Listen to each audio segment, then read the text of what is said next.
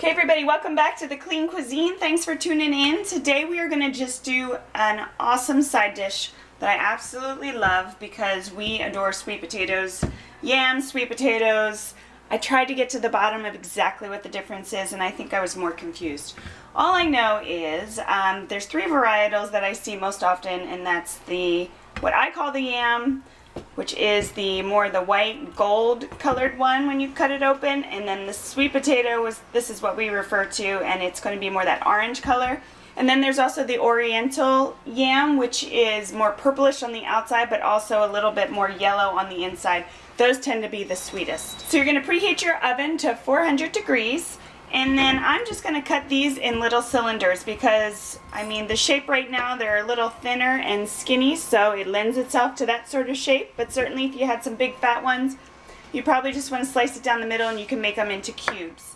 But what's most important, I think, is just the uniformity of your cuts, because if they're not uniform, if you're not cutting them all in sort of the same shapes and sizes, then they are not going to cook evenly.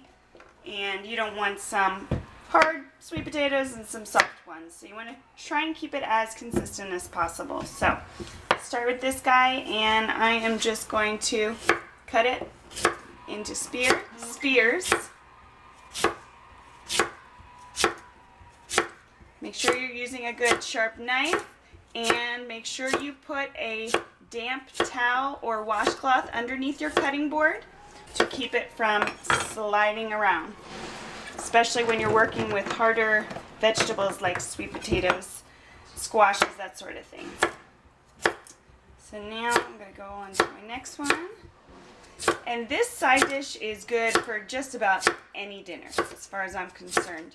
It's a little bit sweet, a little savory, and you can certainly change that and adapt that with the spices and the seasonings you put on top. If you want to go with more of a sweet side dish, you can add a little cinnamon, a little nutmeg. You could even add a little bit of butter or a sprinkle of agave or something if you wanted.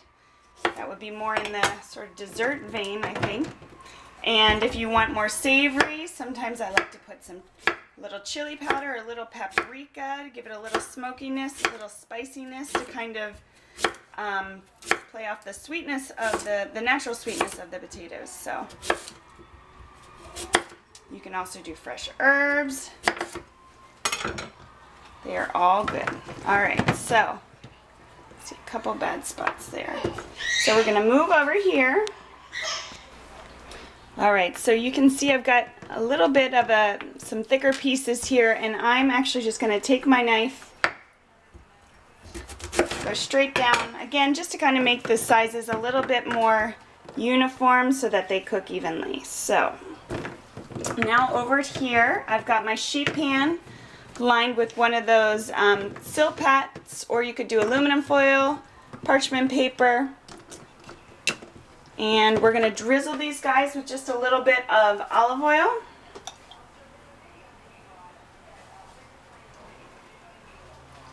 And then we're going to give it some salt and pepper. So we are just giving it a nice little bit of salt and pepper on there with our drizzle of olive oil. And then we're going to go ahead and place it in our oven that's already preheated. And what I like to do is I'll put mine on the bottom rack for about 10 to 12 minutes, then move it to my top rack. That way I don't have to worry about flipping them through the cooking process. So let's do that, and then we'll take a look at what they look like.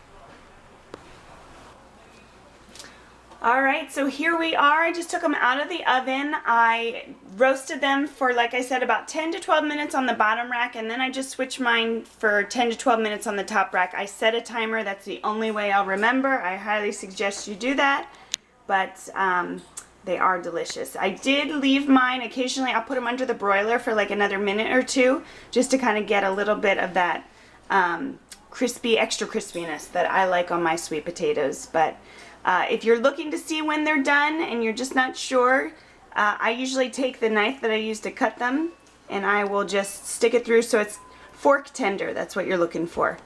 And they look great, they smell delicious, and this will be a great side dish for our dinner this evening. Hope you guys enjoyed. Please give it a thumbs up if you like, and make sure to subscribe for more easy, simple, but clean meals your whole family will love.